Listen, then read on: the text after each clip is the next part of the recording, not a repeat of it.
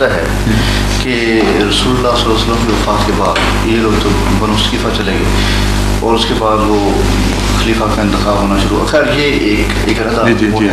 میں اس طرف آنا چاہتا ہوں کہ عموماً امپریشن یہ ہوتا ہے کہ رسالت کے بعد خلافت جاری رہے گی. جی رائٹ. اور جیسا کہ عام لوگوں کو بتایا گیا ہے ون آف دیم کہ اس کے بعد امام مہدی آئیں گے جو کہ امام ہوں گے, امامت ہوگی, لیکن اس کے ساتھ خلافت منطبق نہیں ہوتی. اکثر یہ سمجھا جاتا ہے ہاں, مگر یہ ان کی زندگی میں جو ہمیں درست ہے کہ ان کی زندگی میں وہ اپنا سارا کام ختم کر جائیں گے, مکمل کر کے اسلام کو مکمل کر کے وہ دنیا کا تشریف. اچھا, یہ اس کو آپ ویسے دیکھیں سرسی نظر سے کہ آپ کی فطرت کے مطابق ہے یہ خیال, یا مذہب کی ہسٹری جو آپ نے پڑھی ہے اس میں فٹ ان ہوتا ہے یہ واقعہ کہ کوئی شخص آ کے اپنی زندگی میں اتنا عظیم الشان کام سارا مکمل کر کے رخصت ہو جائے اور پھر کوئی نظام سنبھالنے والا بھی نہ رہے اس کے بعد. دنیا کی آبادی پتہ ہے آپ کو کتنی ہے؟ لیکن اس میں تو ڈے آف ججمنٹ کا تصور ہے. نہیں, میں اسی کی طرف آتا ہوں. آپ پہلے یہ سوچیں کہ اس وقت کتنی آبادی ہے دنیا کی اور مسلمانوں کی اس میں کیا نسبت ہے, اور مسلمانوں کی جو اپنی کوالٹی ہے اس وقت وہ تیار ہیں اس بات کے لیے کہ خدا تعالیٰ کی طرف سے کوئی امام آئے تو سارے فوراً تسلیم کر لیں اس کو. جبکہ شیعہ سنی اختلاف ہی اتنے مختلف ہیں کہ شیعہ کانسیپٹ امام کا بہت دور ہے اس کانسیپٹ سے جو سنی کانسیپٹ ہے, اور اگر امام مہدی ظاہر ہو جائیں تو شیعوں کے وہ غائب تو نہیں نہ ہوں گے. بہرحال اگر سنیوں میں امام آئیں تو امام غائب شیعہ تو بہرحال نہیں ہے وہ, تو will they immediately accept him?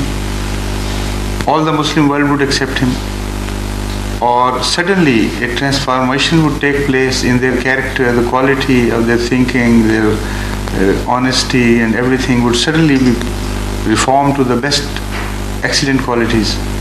Can it happen? Has it happened ever before? آپ یہ دیکھیں کہ حضرت صلی اللہ علیہ وآلہ وسلم سے زیادہ قوت قدسیہ کا کوئی تصور نہیں پایا جاتا, ناممکن ہے. اور رسول اکرم صلی اللہ علیہ وآلہ وسلم کی قوت قدسیہ سے زیادہ اگر امام مہدی کو حاصل ہوئی تو یہ میرے نزدیک تو ایک شیطانی تصور ہے, اس کی کوئی بھی حقیقت نہیں. قوت قدسیہ کا قرآن کریم میں جو ذکر رسول اللہ صلی اللہ علیہ وسلم کی ذات کے ساتھ آتا ہے ایسا کسی اور نبی کے متعلق نہیں آیا. اور آپ کی قوت قدسیہ نے کیا کام دکھایا تھا اس کو آپ پیش نظر رکھ لیں, اور ہر وہ تصور جو اس کام سے زیادہ کا تصور پیش کرتا ہے اس کو باطل سمجھنا چاہیے, جھوٹی بات ہے. مدینے میں 23 یعنی مکے اور مدینے کی دونوں کی نبوت کی زندگی 23 سالہ ہے, اور 23 سال کے آخر پر جو قرآن کریم میں جو آیات نازل ہو رہی ہیں اس میں منافقین کا ذکر ہے, اس میں بد کرداروں کا ذکر ہے, اس میں ذکر ہے کہ مرجفون جھوٹی خبریں اڑانے والے بھی ہیں اور یہ سب کچھ ہیں. تو ایک عرب کی چند سال میں اصلاح نہیں تھی, ہو سکتی تھی. اور آپ نے جس بات کا ذکر کیا خون خرابے کا, وہ خود بتا رہا ہے کہ بنو ثقیفہ ہوں یا کچھ اور لوگ ہوں, اسلام میں ان کے سکن ڈیپ ان کے اندر گیا ہے, اور جب رسول اللہ صلی اللہ علیہ وسلم کا وصال ہوا بغاوت شروع ہو گئی. تو how could you conceive of any imam, whatever name he has, to transform the entire world of billions in a matter of 40 years? اور ایسی ٹرانسفریشن کمپلیٹ کر جائے کہ اس کے بعد کسی ضرورت ہی نہ رہے کسی کی. It's absurd, it's unbelievable. Number one. Number two, رسول اللہ صلی اللہ علیہ وسلم خود اس کے خلاف بات فرما رہے ہیں. آپ فرماتے ہیں کہ جب یہ زمانہ آخر آئے گا اور لوگ امت میں حالت خراب ہو جائے گی, پھر مسیح نزول فرمائیں گے, ثم تکون خلافت علی منہاج النبوہ, پھر منہاج نبوت پر خلافت جاری ہوگی. تو رسول اکرم صلی اللہ علیہ وسلم کی تو یہ خبر ہے, اور مولوی سمجھتے ہیں کہ قیامت آ جائے. اگر قیامت آ جائے گی تو منہاج النبوہ پہ خلافت کس طرح جاری ہوگی؟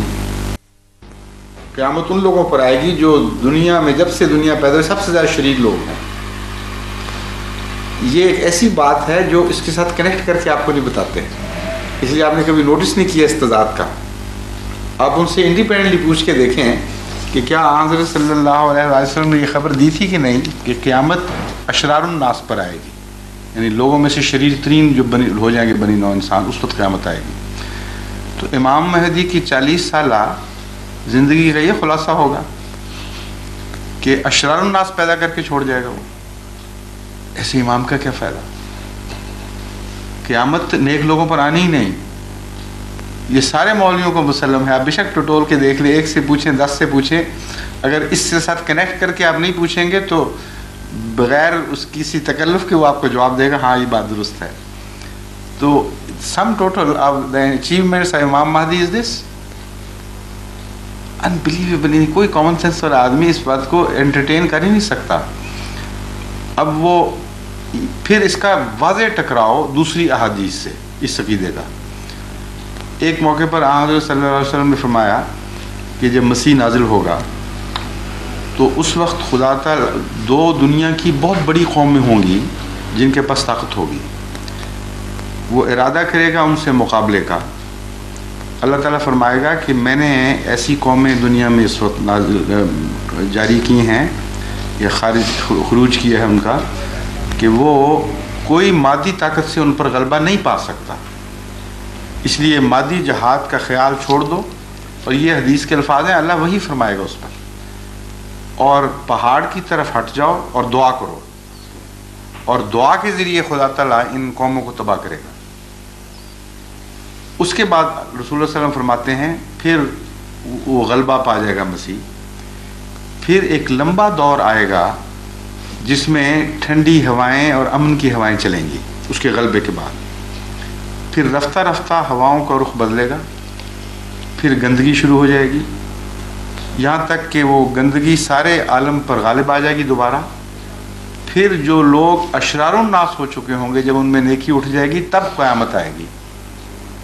ان 2 حدیثوں کے درمیان آپ کس طرح تضاد دور کر سکتے ہیں؟ اس کے سوا چارہ نہیں کہ ایک کو قبول کریں اور دوسرے کا کوئی مطلب نکالیں یا سمجھیں کہ وہ اس کی روایت درست نہیں ہے.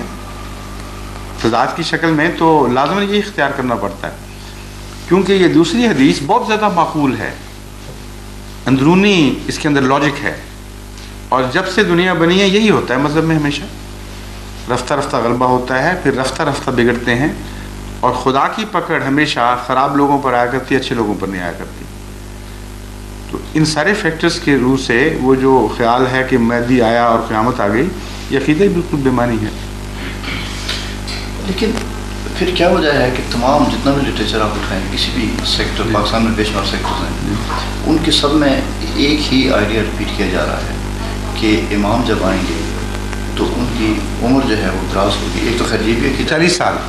اچھا 40 سال آگے نہیں جاتے. اچھا اور پھر قیامت فوراً آ جائے گی. لیکن ہاں میں آپ کو بتاؤں نا اس کی وجہ میں ابھی سمجھا دیتا ہوں، بڑی آسان ہے.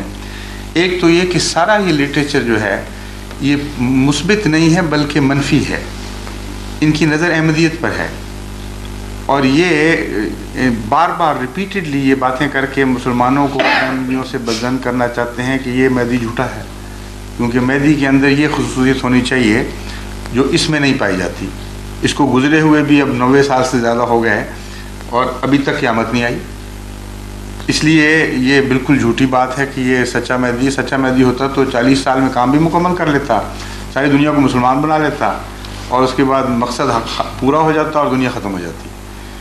یہ اگر عقیدہ بار بار ہیمر کیا جائے لوگوں کے دماغ میں تو احمدیت پر غور کرنے کے لیے بھی تیار نہیں ہوں گے. اس لیے ایک لاجک ہے اس میں، انہوں نے بڑا اپنی طرف سے معقول ایک طریقہ اختیار کیا ہمارے مقابلے کا. دوسری بات جو دیکھنے والی یہ ہے کہ امام مہدی کا اگر یہی تصور ہے کہ وہ چند سال آ کر وہ لوگوں کو تبدیل کر کے اس کے بعد ختم ہو جائے گا، تو امام مہدی کے جو دوسرے ساتھ کنکومیٹنٹ تصورات ہیں ان کو بھی تو ان کو پیش کرنا چاہیے. مثلا امام مہدی کا متعلق یہ ہے کہ وقت کے علماء اس کی مخالفت کریں گے، اور اس وقت ظاہر ہوگا جب کہ علماء کے متعلق رسول اللہ صلی اللہ علیہ وسلم کا فیصلہ ہے کہ شر من تحت عظیم السماء، آسمان کے نیچے اس زمانے کے مسلمانوں کے علماء بدترین مخلوق ہوں گے. یہ میرے الفاظ نہیں، رسول اللہ صلی اللہ علیہ وسلم کے الفاظ ہیں. ان کو کیوں چھپاتے ہیں یہ علماء؟ ان کو چاہیے اگر تقویٰ ہے تو آن حضرت صلی اللہ علیہ وسلم کی ساری باتیں پھر بیان کریں، جو ان کو سوٹ کرتی ہیں وہ بیان کر دیں، جو نہیں کرتی اس پر ہاتھ رکھ دیں، یہ جائز نہیں ہے۔ تو مہدی کا پورا تصور پیش کریں گے آپ کے سامنے، تو ہر معقول آدمی پھر اپنے نتیجے خود نکالے گا اس سے۔ اول تو یہ کہ جس امام مہدی سے یہ سلوک ہونا ہو کہ وقت کے سارے علماء اس کے مخالف ہو جائیں گے، اس کی سچائی کا اب جب ان علماء سے پوچھیں گے تو وہ اس کے حق میں گواہی دیں گے۔ عجیب بات ہے۔ حضرت صلی اللہ علیہ وسلم تو فرما رہے ہیں کہ اس وقت ظاہر ہوگا امام جبکہ لوگ گندے نہیں بلکہ ان کے لیڈر بھی گندے ہو چکے ہوں گے، اور یہ معقول بات ہے بالکل۔ خدا امامت کو اس وقت اپنے ہاتھ میں لیتا ہے جب دنیا کی لیڈرشپ ناکام ہو چکی ہوتی ہے۔ It's quite logical, understandable. اور اس وقت یہی علماء جن سے اب آپ پوچھ رہے ہیں، اگر حضرت مرزا صاحب سچے نہیں ہیں تو کل کے آنے والے امام مہدی کے وقت کے علماء اسی طرح ہوں گے نا۔ ان سے جب ایک سادہ آدمی پوچھے گا جا کے کہ آپ عالم آپ بتائیں، وہ اس کی تائید کرے گا امام مہدی کی، یہ جھٹلائے گا؟ یہی کر رہے ہیں آپ۔ Exactly this is logical, they should do it. اس کے سوال ان کے پاس چارہ ہی کوئی نہیں۔ اور جہاں تک ایکسپلینیشن کا تعلق ہے، یہ کیوں ان کو بنیاد کہاں سے ملی ہے؟ حضرت صلی اللہ علیہ وسلم نے فرمایا کہ جب مسیح نازل ہوگا تو وہ اور قیامت اس طرح ملے ہوئے ہوں گے، یوں دو انگلیاں جوڑ کر دکھائیں۔ یہ اور ایک حدیث مہدی کے متعلق کہ جب وہ آئے گا تو اس کے بعد قیامت آ جائے گی۔ ان دو حدیثوں کا یہ معنی انہوں نے نکالا کہ امام مہدی اور مسیح ہم عصر ہیں دونوں، ان کے جاتے عمر گزرتے ہی اچانک تباہ ہو جائے گی دنیا۔ لیکن جو لفظ قیامت ہے یہ وہاں ہے ہی نہیں، سات کا لفظ استعمال ہوا ہے۔ اور اپنے متعلق بھی حضرت صلی اللہ علیہ وسلم نے بالکل یہی محاورہ استعمال فرمایا ہے۔ فرمایا انا وساطوں کا ہاتین، میں اور قیامت، سات کا ترجمہ قیامت ہے نا جو یہ کرتے ہیں اردو میں اور قیامت اس طرح ہے جس طرح یہ دو انگلیاں ملی ہوئی ہیں۔ اب جو بھی معنی اس کا اس وہاں پورا آتا ہے وہی یہاں پورا ہونا چاہیے۔ 1400 سال ہو گئے ہیں اس بیان کو کہ میں اور قیامت اس طرح ملے ہوئے ہیں، اور قیامت کہاں گئی؟ پھر قیامت کا کیا میں وہی بتانے لگا ہوں۔ قیامت کا تصور ہے روحانی انقلاب۔ حضرت انبیاء دنیا کی بادشاہتوں کے لیے نہیں آیا کرتے، انبیاء تو روحانی انقلاب کے لیے آتے ہیں۔ چنانچہ رسول اکرم صلی اللہ علیہ وسلم کا یہ ارشاد کہ میں اور قیامت ملے ہوئے ہیں، اس کا قرآن کریم میں ذکر ہے۔ فرمایا اقتربت الساعۃ وانشق القمر، کہ دیکھو چاند دو ٹکڑے ہو گیا ہے۔ یہ اس بات کا ثبوت ہے کہ قیامت قریب آ گئی ہے بالکل۔ اب وہ کیسی قریب آئی ہے؟ اگر ملا کے تصور والی قیامت لی جائے تو 1400 سال سے اوپر ہو گیا، ابھی تک آئی نہیں، اچھی قریب آئی ہے وہ۔ اور اگر قریب ایسی ہوتی ہے تو امام مہدی کے بعد پھر قریب کے معنی کو بدلاتے ہیں آپ؟ اس کا قریب بھی پھر 1400 سال تو چلنا چاہیے کم از کم۔ اس لیے سات کا مطلب کچھ اور ہے۔ سات اگر روحانی دنیا میں دیکھا جائے تو مردے جی اٹھنا روحانی معنوں میں استعمال ہوتا ہے، اور کسی قوم کی موت کا اعلان روحانی معنوں میں استعمال ہوتا ہے۔ قیامت کے دو پہلو ہیں، ایک موت کا اعلان کرتی ہے اور دوسری طرف نئی زندگی کا اعلان بھی کر رہی ہوتی ہے۔ ایک طرف صف لپیٹی جا رہی ہے، دوسری طرف نئی زندگی عطا ہو رہی ہے۔ تو قرآن کریم نے حضرت صلی اللہ علیہ وآلہ وسلم کے متعلق ان دونوں قیامتوں کا ذکر فرمایا، قیامت کے دونوں پہلوؤں کا۔ ایک طرف فرمایا کہ ظہر الفساد فی البر والبحر، تمام دنیا فساد کا شکار ہو گئی، کچھ بھی نہیں باقی رہا، کوئی چیز بھی صالح باقی نہیں رہی، روحانی موت ہے کمپلیٹ۔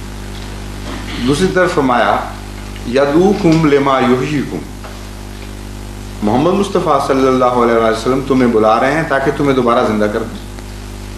قیامت کی مکمل تصویر یہی ہے، ایک طرف ایک عام موت کا اعلان، دوسری طرف ایک زندگی کا پیغام، نئی زندگی کا۔ تو حضور اکرم صلی اللہ علیہ وآلہ وسلم کا اپنے متعلق فرمانا کہ میرے ساتھ قیامت ملی ہوئی ہے، قرآن کا یہ اعلان کرنا تقویت دیتا ہے اس حدیث کو کہ یہ کوئی غلط حدیث نہیں ہے، واقعی قیامت آنے والی تھی۔ اور ظاہری قیامت کا نہ آنا اس سے بڑا اور کوئی ثبوت نہیں کہ یہ موضوع غلط سمجھ رہے ہیں قیامت کا معنی. روحانی قیامت مراد ہوتی ہے جب ایک قوم مرنے کے قریب پہنچ جائے، دنیاوی امراض کا شکار ہو جائے، اس کو نئی زندگی کا جو پیغام ملتا ہے، اسی کے نام قیامت ہے. اسی کو سورہ اسرافیل کہتے ہیں. وہ ایک نئی زندگی کا امکان پیدا ہو جاتا ہے، پھر اٹھنے شروع ہو جاتے ہیں مردے، آہستہ آہستہ ان کو زندگی کے نئے پیغام ملتے ہیں، پھر وہ دنیا میں نشر شروع ہو جاتا ہے. حشر اور پھر نشر، یہ دو لفظ اکٹھے ملتے ہیں آپ کو دینی محاورے میں. حشر ہوتا ہے اکٹھا کرنا، اور نشور ہے پھیل جانا.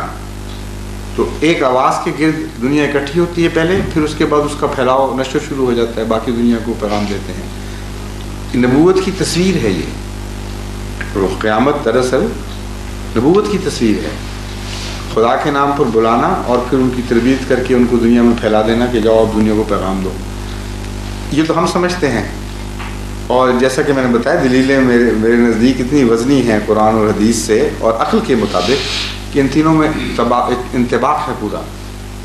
وہ تصور جو آپ کو بتایا گیا ہے وہ آپس میں تضاد رکھتا ہے، معقولیت کے خلاف ہے. ایسا انقلاب آپ مجھے بتائیے کہ اگر نیکیاں اتنی جلدی داخل ہو جائیں لوگوں کے دلوں میں تو پہلے کیوں نہیں ہوا کبھی؟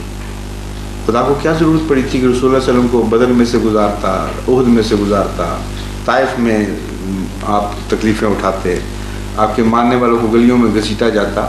اگر امام مہدی والا نسخہ چلنا تھا، چل سکتا تھا کبھی، تو آپ کی قوت قدسیہ امام مہدی سے ہزاروں گنا بڑھنی چاہیے تھی. آپ کو چاہیے تھا کہ اسی پھونک سے جس سے امام مہدی نے عربوں کو چند سالوں کے اندر صالح بنا دینا ہے، آپ کو چاہیے تھا عرب کو بنا دیتے.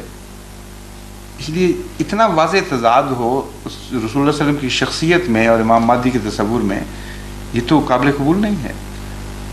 ایک ہی نسخہ ہے صرف اصلاح کا. اگر یہ آپ نہیں سمجھیں گے تو ایک افہیم میں پڑے رہیں گے، کبھی بھی اصلاح نہیں ہوگی مسلمانوں کی. وہ ہے سچائی کی خاطر قربانی دینا. جب تک قومیں اس نسخے کو استعمال نہیں کرتی کبھی زندہ نہیں ہو سکتی. سیاست میں بھی ہم نے یہ استعمال نہیں کیا. وہاں کانگریس نے قربانیاں دی تھی لمبا عرصہ، ان کو حکومت کرنا آ گئی. ہمیں بنا بنایا چاندی کی پلیٹ پہ پاکستان مل گیا، ہم نے اس کو کھانا شروع، چاندی بیچ کے کھانا شروع کر دی. یعنی اتنی معمولی بات ہے جو ایک 2 اور 2 4 کی طرح واضح. اس نسخے کو قرآن کریم نے آدم سے لے کے رسول اللہ صلی اللہ علیہ وسلم تک استعمال کیا ہوا ہے کہ قربانی کے رستے پہ ڈالتا ہے، ماریں کھلوا کر، گھر جلوا کر اور خون اپنا گلیوں میں بہا کر پھر نیکی ملتی ہے. قیمت دینی پڑتی ہے اس کی، ورنہ قومیں بدل سکتی ہیں. ایک شہر نہیں بدل سکتا. پاکستان کا کسی ایک فیصل آباد کو آپ لے لیجئے، سارے پاکستان کے علماء کو کہہ دیں کہ مل کے اس کے اندر نیکی داخل کرو، ان کو پوچھے گا ہی کوئی نہیں. دروازے ان کے کھٹکھٹائیں گے تو وہ آگے سے مارنے کو پڑیں گے کہ اب بس کرو، اب ہو گئی جو نمازیں ہونی تھی جتنی کافی ہے. فساد کی طرف بلائیں، پھر دیکھیں کس طرح دوڑتے ہیں. آگ لگانے کے لیے وہ تیار ہو جائیں گے فوراً. تو یہ فطرت ہے انسان کی، بدی کی طرف جلدی آتا ہے، نیکی کی طرف مشکل سے آتا ہے. یہ کوئی گر نہیں ہے، یہ فطرت کے خلاف، قانون قدرت کے خلاف، مذہب کی تاریخ کے خلاف کہ ایک آدمی آئے اور سب کو نیک بنا دے. ایک اس میں ایک نقطہ چھوٹا سا جو ہے اس طرف میں توجہ دلانا چاہتا ہوں کہ یہ کانسیپٹ جو ہے یہ امام مہدی کے نزول کا، یہ تو ابھی 100 ایئرس ہوئے، تقریباً 100 ایئرس ہوئے، رائٹ. لیکن آپ فرماتے ہیں کہ یہ احمدیت پہ ان کا اٹیک ہے اور اس سے جان چھڑانے کے لیے وہ یہ کہتے ہیں کہ اس کو ایمفیسائز کر رہے ہیں. لیکن میں آپ سے یہ عرض کر رہا تھا کہ یہ کانسیپٹ کہ بھئی مہدی آئے گا اور وہ مہدی علیہ السلام آئیں گے اور اس کے بعد ان کی خلافت نہیں ہوگی، یہ تو 100 سال پہلے کی کتابوں میں نہ خلافت کے متعلق نہیں ہے، کہیں بھی خلافت کے متعلق نہیں ہے. جو کانسیپٹ ہے وہ حدیث میں نے بیان کیا. 1400 سال سے ایک خیال یہ چلا آ رہا ہے بعض لوگوں کا کہ یہاں ظاہری قیامت مراد ہے. اچھا، وہ کانسیپٹ پرانا ہے، اس کی میں نے تشریح کی ہے کہ کیوں لفظ سا استعمال ہوا اور حضرت مسیح کے متعلق آیا کہ مسیح اور قیامت اس طرح جڑے ہوئے ہوں گے. اور قرآن کریم نے بھی حضرت مسیح کے متعلق فرمایا وَإِنَّهُ عِلْمٌ لِلسَّاعَةِ، وہ ساعت کی نشانی ہوگا. اصل میں مہدی سے زیادہ مسیح کے ساتھ وابستہ ہے قیامت کا تصور. اور چونکہ ہمارے نزدیک اور رسول اللہ صلی اللہ علیہ وسلم کی بعض احادیث کے مطابق مہدی اور مسیح ایک ہی چیز کے دو نام ہیں، یعنی دو الگ الگ نہیں آئیں گے بلکہ ایک ہی چیز کے دو نام ہیں، اس لیے دونوں کے ساتھ ساتھ ایک ہی بات ہے۔ حدیث میں بھی ساتھ مہدی کے متعلق ملتی ہے، مسیح کے متعلق بھی ملتی ہے۔ یہ پرانا خیال ہے، اس میں کوئی شک نہیں۔ میں صرف یہ عرض کر رہا ہوں کہ وہاں جہاں ساتھ کا لفظ استعمال فرمایا، اس کا ترجمہ کرنے کے لیے رسول اکرم صلی اللہ علیہ وسلم کے اپنے دوسرے استعمال کو دیکھنا چاہیے، اس سے بہتر کسوٹی کوئی نہیں۔ اگر آپ نے یہی فکرہ جو مسیح کے ساتھ کے متعلق فرمایا اپنے متعلق بھی فرمایا ہو، تو پھر کوئی ترجمہ ایسا جائز نہیں وہاں جو آپ کے اوپر پورا نہ آتا۔ سمجھیں کہ نہیں بات؟ آپ نے اسی طرح انگلیاں جوڑ کر مسیح کے متعلق فرمایا کہ وہ اور ساتھ اس طرح ملے ہوں گے، اور اپنے متعلق بھی فرمایا کہ انا و ساتوں کا ہاتھ ہے، میں اور ساتھ بھی اس طرح جڑے ہوئے ہیں جس طرح یہ انگلیاں جڑی ہوئی ہیں۔ جو ترجمہ وہاں جائز ہے وہ مسیح پر جائز ہے، بدلا ہوا ترجمہ جائز نہیں۔ یہ میں کہہ رہا ہوں، وہ تصور ڈیفینیٹلی پرانا ہے، حدیث سے جب بنیاد ہے تو پرانا ہی ہوگا، لیکن خلافت والا تصور بالکل پرانا ذکر ہی نہیں کرتے لوگ، اس لیے کہ حدیث میں خود دوسری حدیثیں ایسی ہیں جو اتنا کھول کر نقشہ بیان کر رہی ہیں کہ اس کے بعد کسی سچے عالم کے لیے یہ موقف اختیار کرنے کی گنجائش ہی نہیں تھی کہ خلافت نہیں ہوگی، کیونکہ ثم تکون خلافت علی منہاج النبوہ کی حدیث اتنی واضح، اتنے کھلے لفظوں میں پیش گوئی ہے کہ اس کے بعد کوئی عالم یہ اختیار ہی نہیں کر سکتا موقف۔ میں یہی بتایا نا کہ وہ اس کو الگ ہی رکھنے نہیں دیتے ہیں، ملاتے ہی نہیں ان دو باتوں کو، کہ اگر قیامت ہوگی تو خلافت کہاں سے آ جائے گی پھر؟ اور وہ حدیث ہے کہ ثم تکون خلافت علی منہاج النبوہ، پھر اس کی تفصیل موجود ہے جیسے کہ میں نے بیان کیا ہے، لمبا عرصہ لگے گا، یہ سو لاجیکل سو نیچرل کہ اصلاحیں ہوتی ہیں، وقت لیتی ہیں، اور جب پھر غلبہ ہو جائے پھر وہ مٹتے مٹتے بھی وقت لیتا ہے۔ اور دنیا کے آثار بھی بتا رہے ہیں، آپ اس ماڈرن دنیا میں رہ رہے ہیں، قیامت اس طرح کہاں سے آئے گی؟ ابھی وقت لگنے ہیں۔ پہلے تو قرآن کریم کی بعض پیشگوئیاں بھی پوری ہونے والی ہیں ایٹامک بم کے متعلق، وہ پھر غلبہ اسلام کے لیے بڑے لمبا وقت ابھی درکار ہے، 100 سال تو کم سے کم چاہیے مزید اسلام کو ان قوموں پر غالب کرنے کے لیے، اور then it will take a very long time. پھر بتائیے مسیح کے ساتھ تو سلو پروگریس کا کانسیپٹ ہے، ویسے ہی حضرت موسیٰ کے بعد حضرت مسیح جو آئے ہیں، کیا فرق ہے ان دونوں میں؟ موسیٰ علیہ السلام صاحب شریعت تھے اور فوراً نافذ ہوئی ہے شریعت، اور غلبہ ان کو اپنی زندگی میں ملا، اور مسیح علیہ السلام کو کیا غلبہ ملا تھا؟ 12 حواریوں میں سے 2 مرتد ہو گئے، 10 پیچھے چھوڑ کے گئے، لیکن 300 سال لگے ہیں اس غلبے کو، آخر ایسا ملا ہے کہ ساری دنیا پر حاصل غلبہ ہو گیا۔ تو جب رسول اللہ صلی اللہ علیہ وسلم فرماتے ہیں کہ میرے بعد بھی مسیح آئے گا، مراد یہی ہے، اصل مماثلت کی طرف توجہ دلانا چاہتے ہیں کہ سلو پروگریس جو ہے غلبے کی وہ زیادہ دیر ٹھہرا کرتی ہے اور وہ زیادہ کمپلیٹ ہوتی ہے، اور وہ غلبہ جو ہے وہ قربانی سے حاصل ہوتا ہے، لمبی قربانی سے، نسل بدر نسل۔ یہی مسیحیت ہے خلاصتاً۔ اس لیے ہم تو بالکل اسی عقیدے کے قائل ہیں کہ رسول اللہ صلی اللہ علیہ وسلم کی اپنی پیشگوئیوں میں حکمت ہے، آخر مسیح قرار دینا آنے والے کو، مراد یہی ہے کہ مسیحیت والے آثار تم اس میں دیکھو گے، وہ سلولی پھیلیں گے اور مسلسل قربانیاں دینی پڑیں گی ان کو، لیکن جب غلبہ ہوگا وہ پھر عالمی ہوگا، وہ اس سے بھی زیادہ کمپلیٹ ہوگا جو پہلی مسیحیت کو حاصل ہوا ہے، کیونکہ وہ موسیٰ کا مسیح تھا، یہ محمد مصطفیٰ صلی اللہ علیہ وسلم کا مسیح ہوگا۔ بڑا فرق ہونا چاہیے دونوں کے اندر۔